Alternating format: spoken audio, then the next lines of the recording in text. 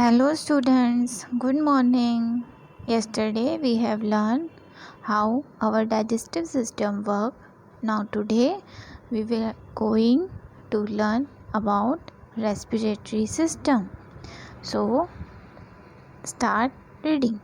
Respiratory system. Life on the earth depends on oxygen gas present in air. As we all need air to breathe. Our respiratory system consists of nose, windpipe, and lungs. The act of breathing air, inhaling, and breathing out air, exhaling, is called respiration.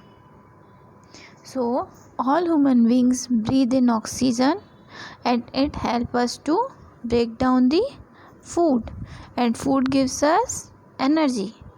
We breathe in oxygen and breathe out carbon dioxide. The process of breathing in is known as inhalation and the process of breathing out is known as exhalation.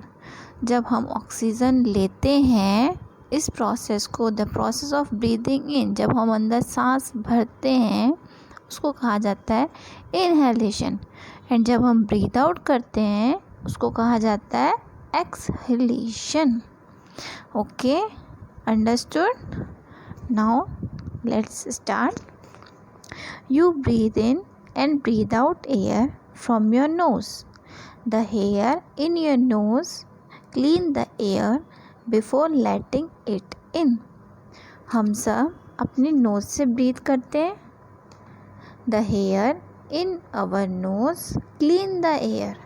जो हमारे nose में tiny hairs होते हैं, छोटे छोटे से जो hairs होते हैं वो हेल्प करते हैं एयर को फिल्टर होने में. We breathe in air with nose. Air is filtered by tiny hairs which are present in our nose so that no dust enters and we get dust-free air. There is a sticky substance called mucus secreted inside the nose. जो हमारे knows में sticky substance रहता है उसको कहा जाता है mucus, which prevent dust and germs from getting into the lungs. वो स्टिकी सब्सटेंस प्रिवेंट मीन्स रोकता है हमारे लंग्स में डस्ट एंड जर्म्स को जाने से.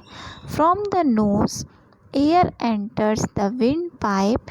It passes through the bronchi, singular bronchus, and goes into the pair of lungs in your chest.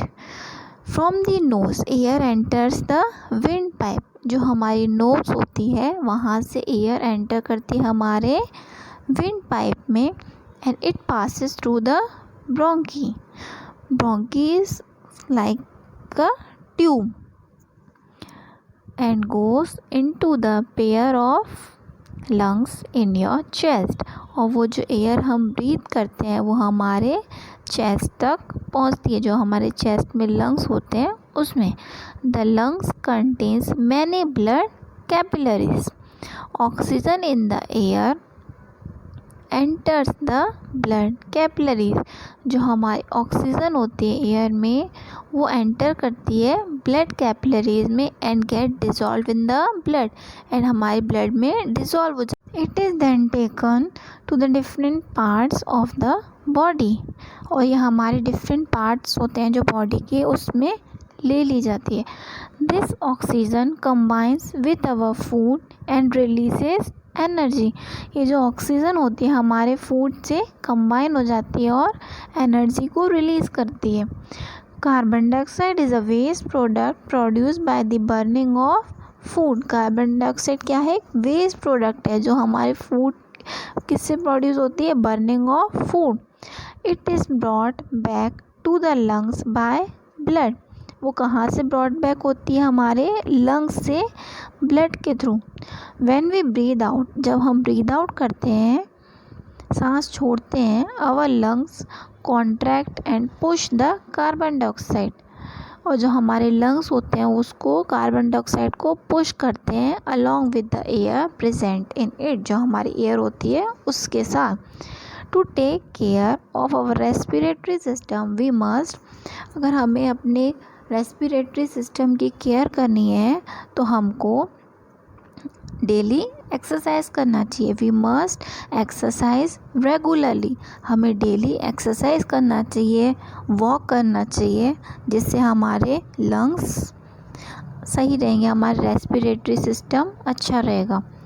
Practice taking deep and long breath, जो हम सांस लेते हैं उसको गहरी सांस भरना चाहिए हमें। प्रैक्टिस टेकिंग डीप मीन्स गहरी सांस हमें लेनी चाहिए एंड लॉन्ग ब्रीथ करना चाहिए। कीप आवर सराउंडिंग क्लीन, और जो हमारा सराउंडिंग है, हमारे आसपास का वातावरण है, उसको हमेशा साफ़ रखना चाहिए, पॉल्यूशन फ्री रखना चाहिए। Breathing polluted air causes serious lung diseases, अगर हमारी पॉल्यूटेड होगी, अगर हम पॉल्यूटेड एयर को ब्रीथ करेंगे उससे हमें सीरियस लंग डिसीज़ भी हो सकता है, जस्ट लाइक अस्थमा। अस्थमा एक ऐसा डिसीज़ है जिसमें हमको सांस लेने में प्रॉब्लम आती है। ओके।